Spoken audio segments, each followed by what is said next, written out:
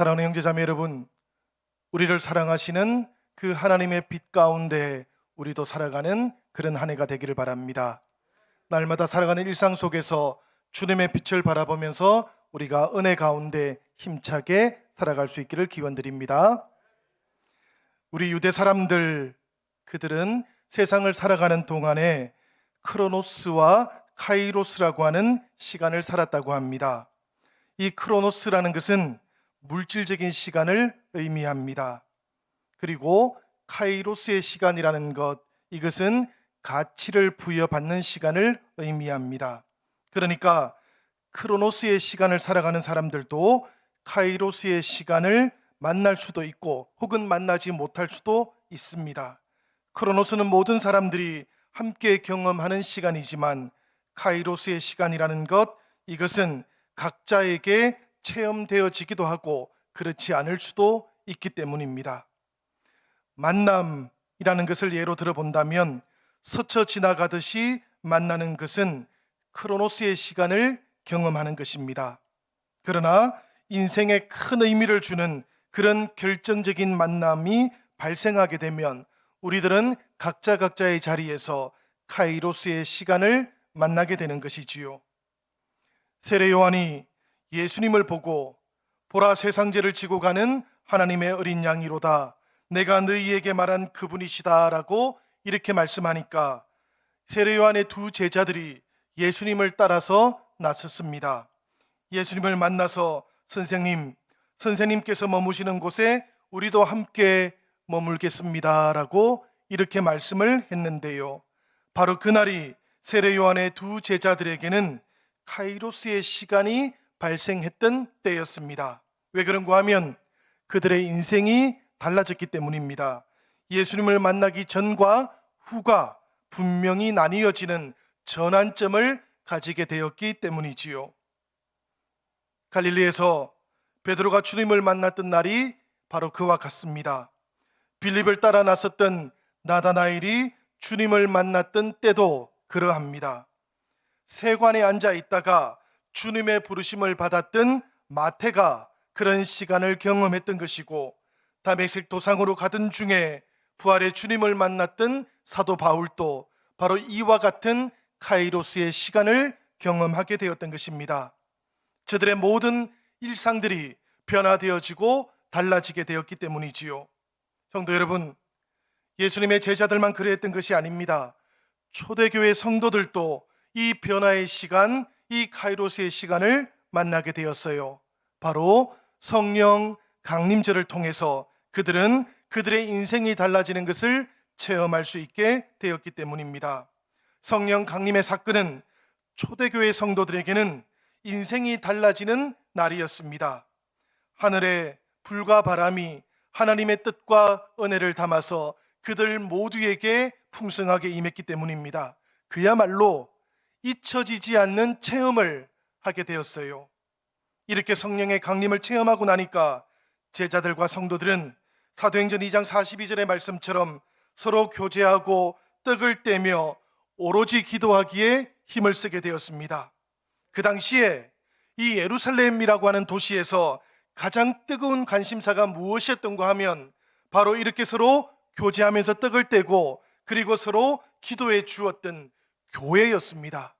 이 교회가 탄생하고 교회가 주님의 뜻을 쫓아서 나타내고 있는 그 역사하심이 모든 사람들에게는 가장 큰 관심의 대상이었다라는 그런 이야기입니다. 바로 그런 때에 예루살렘 성전 미문 앞에서 이 성령이 강림한 후에 첫 번째 기적의 사건이 발생하게 되었던 것이지요. 베드로와 요한은 기도 시간에 성전에 올라가고 있었습니다. 기도 시간에 기도하러 올라가는 것, 이것은 사실 특별한 일은 아니지 않습니까? 모든 유대인들도 하루에 3번씩은 기도했다고 합니다.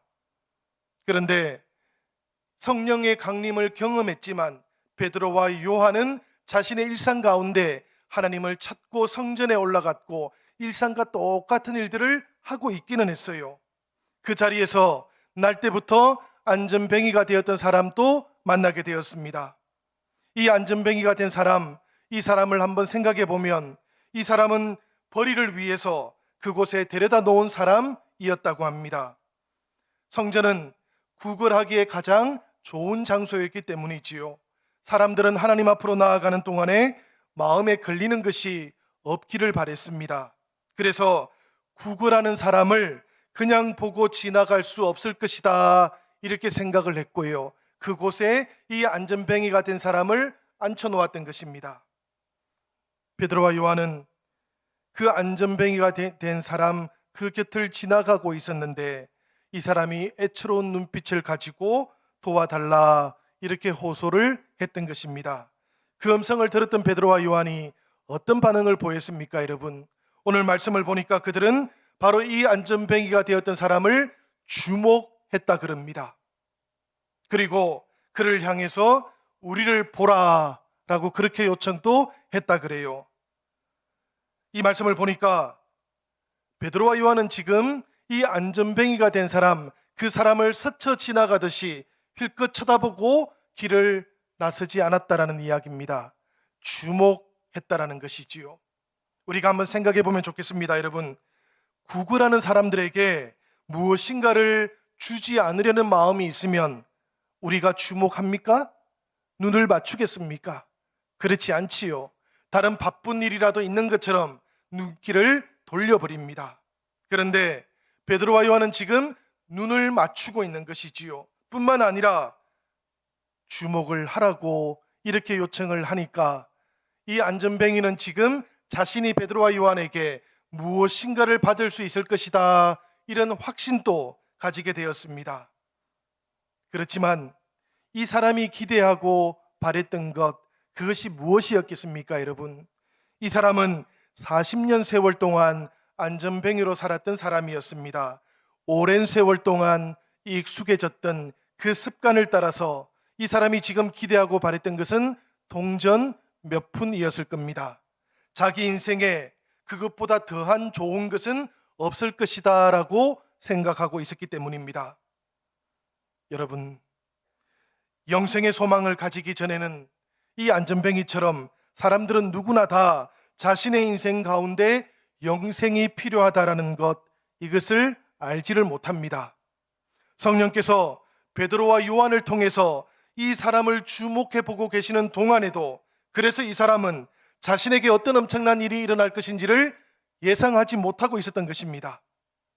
우리를 보라, 그 말에 이 안전뱅이가 된 사람은 몇 푼 주려나 보다, 다른 사람들보다 더 많이 주려나 보다, 이런 기대감을 가지고 베드로를 보았고 요한을 보고 있었던 것입니다. 그런데 베드로의 입에서 나온 말이 이 사람의 마음을 실망시키고 말았어요. 왜 그런가 하면 은과 금은 내게 없거니와 라고 그렇게 말했기 때문입니다. 은과 금을 원하고 있는데 그 바라는 것이 없다 라고 말하니까 마음에서부터 표현은 하지 않아도 실망이 나타나고 있었던 것입니다. 차라리 쳐다보지나 말지, 왜 눈을 맞추고 자기들을 바라보라고 그렇게 요청했는가, 이런 원망도 생겨났던 것입니다. 성도 여러분, 이 안전뱅이처럼 때로는 사람들은 교회를 바라볼 때에 은과 금을 원할 때가 있습니다. 돈이면 다 된다 생각하기 때문이고요. 또 때로는 무엇을 기대할지 알지 못하기 때문이기도 합니다. 사람뿐이겠습니까, 여러분? 때로는 교회도 이렇게 은과 금을 추구하면서 하나님의 뜻을 내려놓았던 적도 있었습니다. 중세 때 아주 유명했던 신학자였지요. 토마스 아퀴나스가 이런 말을 했습니다. 초대교회 때는 은과 금은 내게 없거니와 내게 있는 것으로 내게 주니 곧 나사렛 예수 이름으로 일어나 걸으라 선포할 능력은 있었다. 그러나 오늘날 교회는 비싼 땅과 건물과 시설과 조직이 있다. 지금 은과 금은 우리에게 있지만 나사렛 예수의 능력은 잃어버렸다라고 그 중세교회를 향해서 질타했었던 것입니다. 중세교회를 향한 말씀이지만 오늘 이 시대의 교회들도 잘 새겨들어야 할 말씀이라고 생각이 됩니다. 물론 여러분, 우리 교회는 물질을 내어 주어야 합니다. 힘들고 가난한 사람들을 도와야 되기 때문입니다. 이것이 예수님께서 우리에게 보여주셨던 그런 하나님 나라의 길이기도 했습니다. 그렇지만 이것이 교회의 가장 첫 번째 되는 사명은 사실 아니지요. 주객이 전도되어서는 아니 되겠다라는 그런 말씀입니다. 말씀을 보시면 이 안전뱅이는 은과 금을 갖고 싶어 했지만 베드로와 요한은 지금 다른 것을 주고자 합니다. 세상이 갖고 싶은 것이 있겠지만 하나님께서 주시고 싶은 것이 따로 있다라는 그런 뜻이에요. 그리고 교회는 하나님께서 주고자 하시는 것, 이것을 전해줄 수 있어야 하는 곳입니다. 야곱의 우물에서 나오는 물을 마시면 다시 목마르게 될 것입니다. 다시 물을 길러 오기도 해야 될 것입니다. 그러나 예수 그리스도께서 주시는 그 생수를 마시는 사람들은 그 속에서 생수가 솟아나는 것을 경험하게 되어 있는 것이지요. 은과 금은 내게 없지만 그러나 내게 있는 것으로 너에게 주겠다, 이렇게 말씀할 때 베드로는 바로 이것을 말했던 것입니다. 야곱의 우물이 아니라 예수 그리스도라고 하는 그 생명수를 너희에게 주겠다라고 이렇게 말씀하고 있었던 것이지요. 여러분, 이 안전뱅이가 원했던 것 대신에 베드로가 다른 것을 주겠다 말했던 것은 이 안전뱅이가 원했던 것들보다 더 가치 있고 더 필요한 것을 지금 베드로가, 지금 요한이 가지고 있다라는 그런 말씀이기도 합니다. 바로 성령의 강림을 통해서 그 꼭 필요한 것, 이것을 성령께서 허락해 주셨기 때문이지요. 100원짜리 동전을 가지고 있는 아이가 있습니다. 그 아이는 100원짜리 동전밖에 몰라요. 그러니까 지폐를 줘도 다 뿌리치고 100원짜리 동전만 꼭 부여잡고 있습니다. 그러다가 이 아이가 500원짜리 동전을 알게 되었어요. 이 아이가 500원짜리 동전을 잡게 되었을 때 100원짜리 동전을 바라보지도 않습니다. 무슨 이야기겠습니까, 여러분? 보화가 숨겨져 있는 밭을 발견한 사람에 대한 이야기입니다. 보화가 감추어져 있다는 것을 발견하고 나면 자신의 가장 소중한 것들을 팔아서 그 밭을 사게 되는 것이 세상의 이치이고 하나님 나라의 질서이기도 하다라는 그런 예수님의 말씀인 것이지요. 물론 여러분, 500원짜리 동전의 마음을 다 빼앗기거나 또 밭에 감추어져 있는 그 보화에 마음을 다 빼앗겨 버리면 욕심이 사라진 것이 아닙니다. 욕심이 더 커져 버리는 것입니다. 그런데 만약에 그 밭에 감추어져 있는 보화가 하나님의 나라라고 한다면, 그렇다면 어떻게 되겠습니까, 여러분? 사정이 달라지지 않겠습니까? 상황도 많이 달라지는 것이지요. 하나님의 나라를 바라보고 이 땅에 있는 그 모든 것들을 내려놓는다면 그 사람은 세상의 욕심을 내려놓는 것이 될 것입니다. 그리고 하나님 나라를 향한 자신의 의욕을 날마다 새롭게 하는 성도가 될 것입니다. 베드로와 요한이 지금 바로 그 이야기를 안전뱅이에게 하고 있는 것이지요. 그 안전뱅이에게 진정으로 필요한 것은 구원의 복음이고 생명의 복음이고 그리고 하나님 나라의 생명이라고 그렇게 말씀하고 있는 것입니다. 사랑하는 여러분, 베드로가 성령이 강림한 다음에 깨달은 것이 있다면 바로 이것을 깨달은 것이에요. 베드로는 성령의 강림을 통해서 이제는 자신에게 줄 것이 있다는 것을 알게 된 것입니다. 그리고 성령으로부터 부여받았던 그것이 사람들에게는 가장 필요하고 또 중요한 것이다라는 것을 깨닫게 되었던 것입니다. 이것을 깨닫기 전까지는 베드로와 요한은 성전을 오고 가는 동안에 늘 보았을 이 안전뱅이를 애써 피해 갔을 것입니다. 왜 그런가 하면 이 안전뱅이가 기대하고 바랬던 것을 가지고 있지 않았기 때문이에요. 그러나 이제는 달라지게 되었습니다. 은과 금은 여전히 가지고 있지 않지만 베드로와 요한은 이제는 이 사람에게 꼭 줄 것이 생겼기 때문입니다. 이 사람에게 꼭 필요한 것을 가지고 있게 되었기 때문이에요. 그러니 마음이 달라지는 겁니다. 태도도 달라지는 것입니다. 나에게 필요한 것을 주세요 라고 이렇게 요청할 때 베드로와 요한이 그 사람을 주목했고 그리고는 우리를 보라고 말했던 이유가 바로 여기에 있는 것입니다. 만약에 아무것도 가지고 있지 않다라고 생각했다면 그들도 눈을 피했을 것입니다. 이 안전뱅이도 피했을 것이에요. 마치 이 시대의 성도들처럼 말입니다. 생명의 복음, 구원의 복음을 가지고 있으면 꼭 전해 주어야 할 것을 우리도 가지고 있는 것입니다. 그런데도 불구하고 때로는 사람을 피하기도 하고 때로는 만남을 피하기도 한다면 왜 그렇겠습니까, 여러분? 나는 아무것도 가진 게 없다라고 생각하기 때문은 아니겠습니까? 혹여라도 가진 것이 있기는 하지만 그것이 부끄럽다고 그렇게 생각하기 때문은 아니겠습니까? 우리가 다시 한번 우리 성령님으로부터, 우리 하나님으로부터 부여받았던 이 생명의 복음이 나에게도 꼭 필요한 것이고 이 세상의 사람들에게도 가장 필요한 것이다라는 이 믿음의 고백이 새로워질 수 있기를 기원드립니다. 성령의 능력을 체험했던 베드로와 요한이 바로 그런 사람들이었던 것이지요. 성령께서 능력으로 찾아오셨던 날, 베드로와 요한은 그리고 다른 제자들은 의심하는 대신에 확신을 가지게 되었습니다. 그들의 삶이 달라졌고 믿음도 달라지게 되었어요.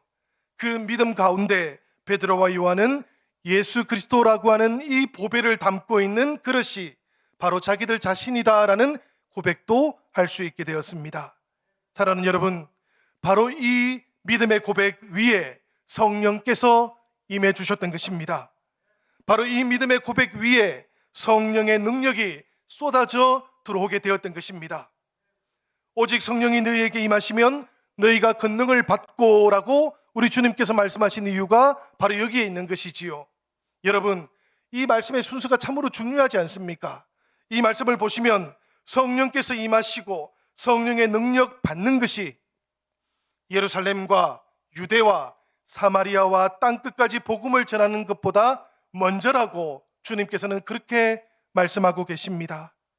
이것이 출발점이다 라는 그런 이야기지요.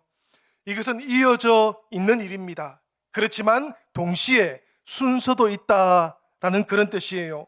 앞에 것이 먼저 되어야만 뒤에 것도 이루어질 수 있다라는 그런 뜻입니다.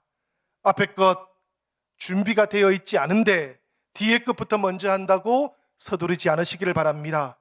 우리가 먼저 내 마음속에 이 성령의 은혜가, 성령의 능력이 충만하게 채워질 때, 사랑하는 여러분, 그때 우리들은 예루살렘과 유대와 사마리아와 땅끝까지 나아갈 수 있는 능력도 가지게 될 줄로 믿습니다. 여러분, 성령을 능력으로 체험하십시다. 이것이 참으로 중요합니다. 여러분, 성령의 능력이라는 것, 이것은 세상의 힘하고는 많이 다른 것입니다. 물질의 능력하고도 많이 다른 것입니다. 이것은 하나님의 디나미스, 하나님의 역동적인 힘을 체험하는 것이라고 말씀하고 있습니다. 바로 그런 힘을 베드로와 요한이 체험했던 것이지요. 그 힘을 체험하고 나니까 변화가 일어났던 것이고, 그것을 경험하고 난 뒤부터는 예수 그리스도 이름의 권세를 가지고 살아갈 수 있게 되었던 것입니다. 여러분, 수영을 하면 무엇이 가장 중요합니까? 물에 뜨는 것이 가장 중요하지 않습니까? 그러면 어떻게 해야 물에 잘 뜰 수 있겠습니까? 원래는 아주 간단합니다.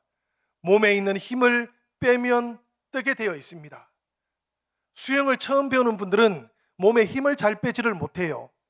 그러다 보니까 금방 물에 가라앉습니다. 조금 떠 있다 할지라도 얼마 지나지 않아서 금방 가라앉게 되어 있는 것이지요. 그렇게 하루 종일 보내고 나면 집에 오면 그렇게 피곤할 수가 없습니다. 왜 그런가 하면 물 위에 떠서 다녔던 것이 아니고 물하고 싸우면서 보내다가 돌아왔기 때문에 그런 것이지요.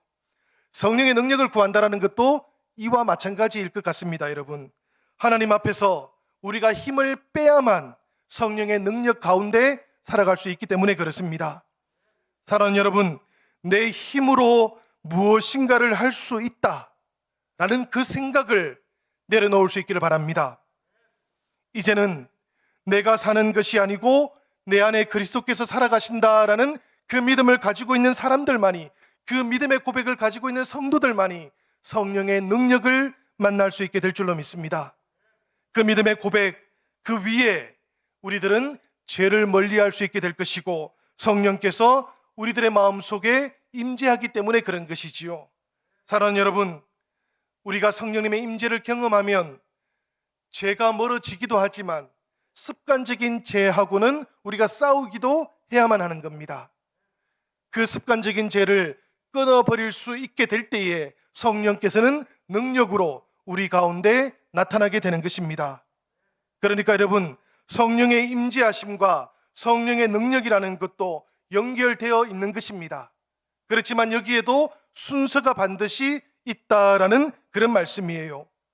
우리가 믿음의 고백과 함께 성령은 우리의 마음속에 임재하시는 것이지만 동시에 그 성령의 능력이라는 것은 우리가 온전하신 하나님의 뜻 앞에서 나를 멈출 때, 내려놓을 때, 그리고 우리 주님께서 말씀하신 것처럼 구하는 자에게 주어지는 것인 줄로 믿습니다. 구하는 자가 찾을 것이고 찾는 자가 발견할 것이고 두드리는 자에게 열릴 것이라고 하셨던 그 주님의 은혜의 말씀이 이 성령의 능력을 구하는 데에도 동일하게 역사하고 있다라는 그런 뜻입니다. 사랑하는 여러분, 그렇게 우리가 성령의 능력을 받고 살아가야만 이 세상을 살아가는 동안에도 하나님의 나라를 살아갈 수가 있게 될 줄로 믿습니다. 베드로와 요한은 바로 이것을 복음으로 받아들였던 것이고 이것을 통해서 성령이 능력으로 자신들 가운데 임하는 것을 체험할 수 있게 되었던 것이지요. 여러분, 이 시간 예배의 자리가 우리들 모두에게도 이 성령의 능력을 온전히 받아들이는 결단의 시간이 되기를 바랍니다. 우리가 기도하는 동안, 우리가 결단하는 동안이 바로 성령께서 내 마음속에 찾아와 주셨고 이제는 능력으로 역사하시는 그 시간이 될 수 있기를 이 시간 함께 기도하시기를 부탁드립니다. 베드로와 요한이 그 성령의 능력 안에서 이렇게 외쳤던 것이지요.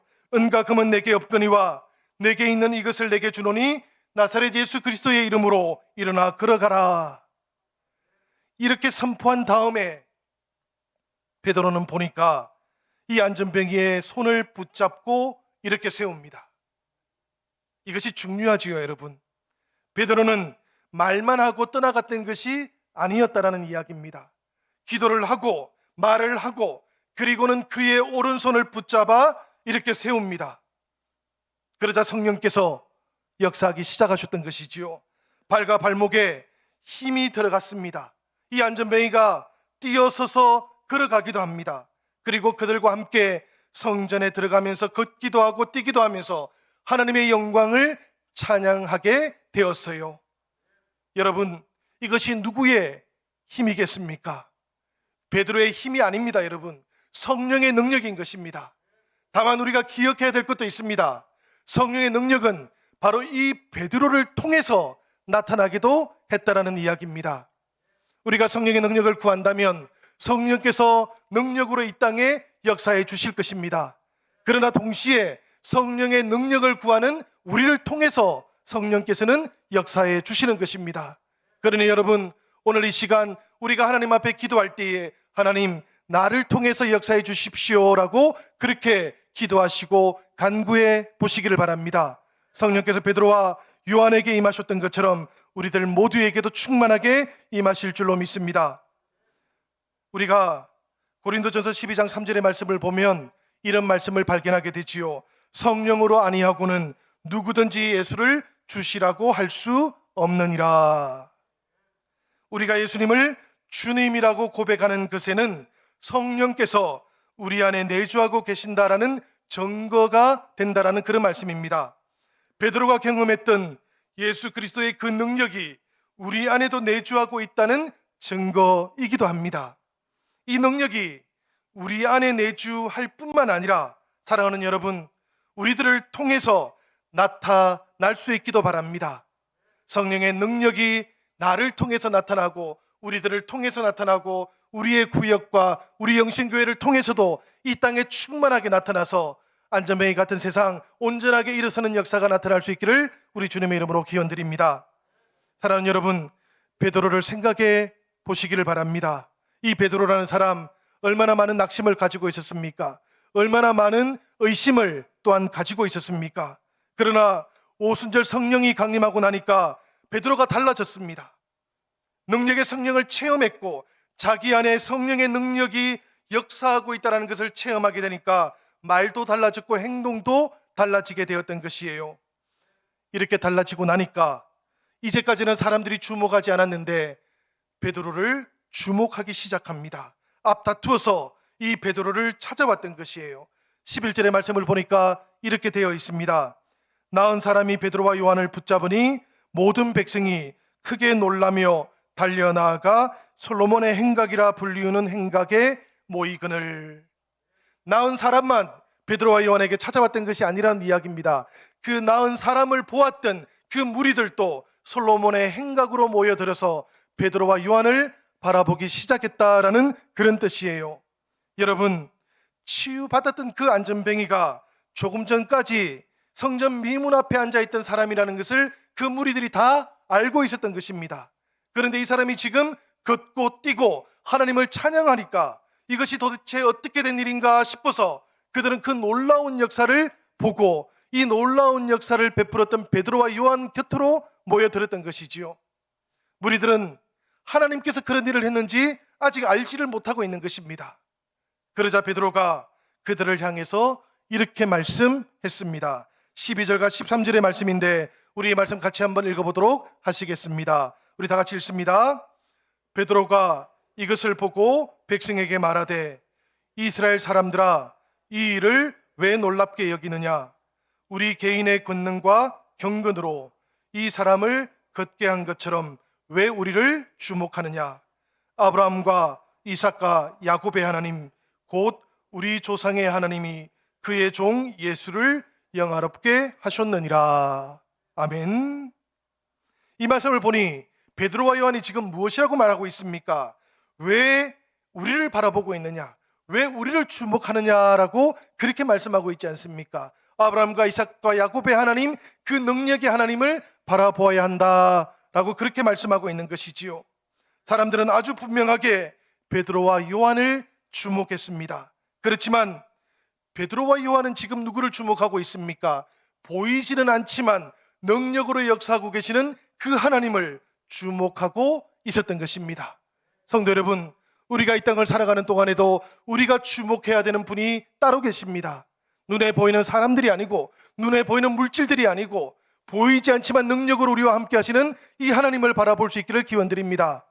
날마다 우리가 기도할 때 우리와 동행하시고 날마다 우리의 전심을 다해서 고백할 때 능력으로 함께 해주시는 그 성령님을 바라보면서 성령님의 역사심을 따라서 우리도 함께 동행하기를 기원드립니다. 사랑하는 여러분, 이 치유의 역사가 있고 난 다음에 베드로는 사두개인들의 감옥에 갇히게 되었습니다. 신문을 받기도 했습니다. 그렇지만 베드로와 요한은 점점 더 성령이 충만해졌습니다. 계속해서 복음을 전하게 되니까 예수 그리스도의 이름으로는 말하지도 말고 전하지도 말라, 이런 경고를 받게 되었습니다. 이 경고와 함께 감옥에서 풀려 나오게 되었는데요. 여러분, 베드로와 요한이 이 말을 듣고 무엇이라고 대답을 했겠습니까? 베드로와 요한은 이렇게 대답을 했습니다. 하나님 앞에서 너희의 말을 듣는 것이 하나님의 말씀 듣는 것보다 옳은지 판단하라. 우리는 보고 들은 것을 말하지 않을 수 없다, 이렇게 선포해요. 이것이 베드로가 경험했던 성령의 역사였기 때문입니다.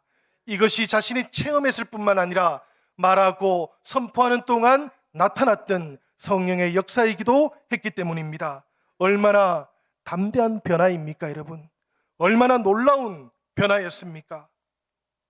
3번이나 주님을 알지 못한다고 부인했던 그 베드로였지만 이렇게 담대하게 변화되었던 데에는 베드로에게 이제는 믿을 배경이 생겼기 때문이었습니다. 이 믿을 배경이 누군가 하면 바로 성령이신 것이지요. 이 믿을 배경이 누구신가 하면 바로 성령의 능력인 것입니다. 사랑하는 여러분, 능력으로 역사하지 않는 성령은 우리 믿음의 배경이 되기가 어렵습니다. 우리가 온전히 믿음으로 살아간다면 이 능력의 성령을 체험하고 성령의 능력을 가지고 살아갈 수 있어야 되겠습니다. 사랑하는 여러분, 오늘 이 시간이 우리들에게도 담대한 변화의 시간이 되기를 기원드립니다. 내가 알 테니 주님은 잠시만 물러나 계십시오라고 이렇게 말씀하지 않으시기를 바랍니다. 이런 생각들 내려놓으시기를 바랍니다. 그 대신에 주님, 이제는 제가 물러나겠습니다. 그러니 주님께서 내 인생에, 우리들의 인생의 주인이 되어 주시옵소서라고 그렇게 고백하시면서 성령의 능력 임해달라고 우리 그렇게 고백하며 나아가시길 바랍니다. 우리들의 그런 마음 속에 기도 가운데 성령님께서 찾아와 주십니다. 우리의 삶과 마음을 위로해 주실 뿐만 아니라 더욱더 간절하게 기도하는 우리들 모두 가운데 하나님께서 찾아와 주시고 세월을 아끼라 말씀해 주시면서 우리들의 모든 인생이 카이로스의 때, 구원의 때가 되도록 역사해 주실 것입니다. 이 은혜가 오늘 저와 여러분 모두에게 함께 하시기를 우리 주님의 이름으로 간절히 축원드립니다.